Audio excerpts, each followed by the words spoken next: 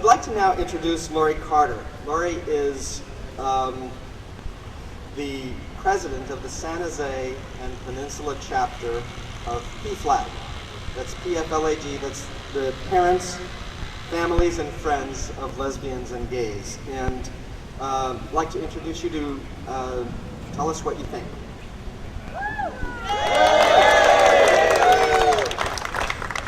It's always so special how much people appreciate PFLAG. Thank you all for coming here today, and I want to especially thank my friends who've come, my husband Bob the Builder, who took a coffee break from his habitat job today, all of our PFLAG friends who are here, and the members from my church and our pastor. And I also want to thank everybody for everything they are doing for this campaign. My husband Bob and I joined PFLAG nearly 20 years ago when our daughter came out as a lesbian. We've remained active over all these years and have cherished the wonderful friendships that we've made and the times that we've been able to actually make a difference in our world. We appreciate how important it is to help make this world a better place for our daughter and for all the LGBT people and their families. This is what brought us to work against Proposition 22 8 years ago, and this is what keeps us working today against Proposition 8. We've had the extreme pleasure of attending several weddings since June, all of which have been the most celebratory occasions. We have witnessed also what a huge difference it makes to our friends to be married, and it just breaks my heart to think that all of that joy could be taken away with the stroke of a stranger's pen.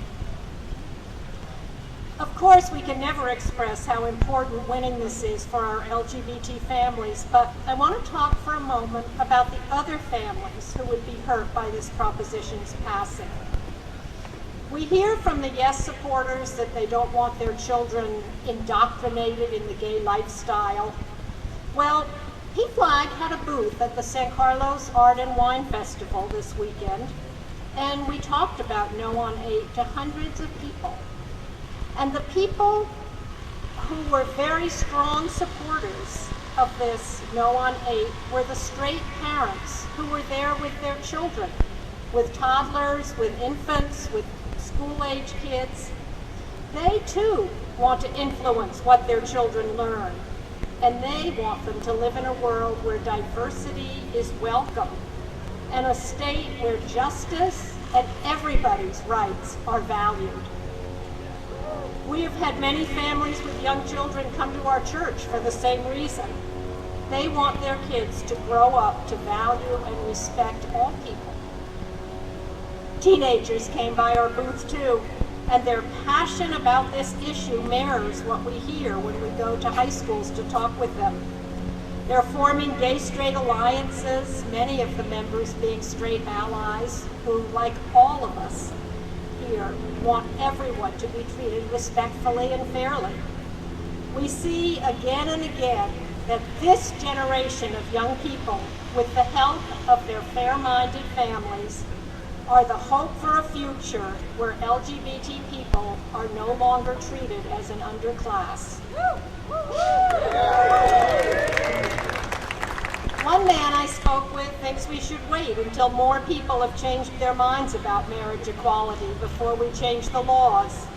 But we all know that no civil rights movement would have enacted change by waiting for the majority to bestow rights on the minority. A woman I met this week gave me a check for $100 and told me that her passion for this comes from her biracial marriage, which would have been outlawed just a few decades ago. In 1948, in Perez versus Sharp, the California Supreme Court ruled against anti-miscegenation laws, stating that they were based on racial distinctions that were, I quote, by their very nature odious to a free people. The majority of Californians at that time were opposed to this Supreme Court ruling. But it was right last May, just as it was right in 1948, for the Supreme Court to rule that all people need to be treated equally under the California law.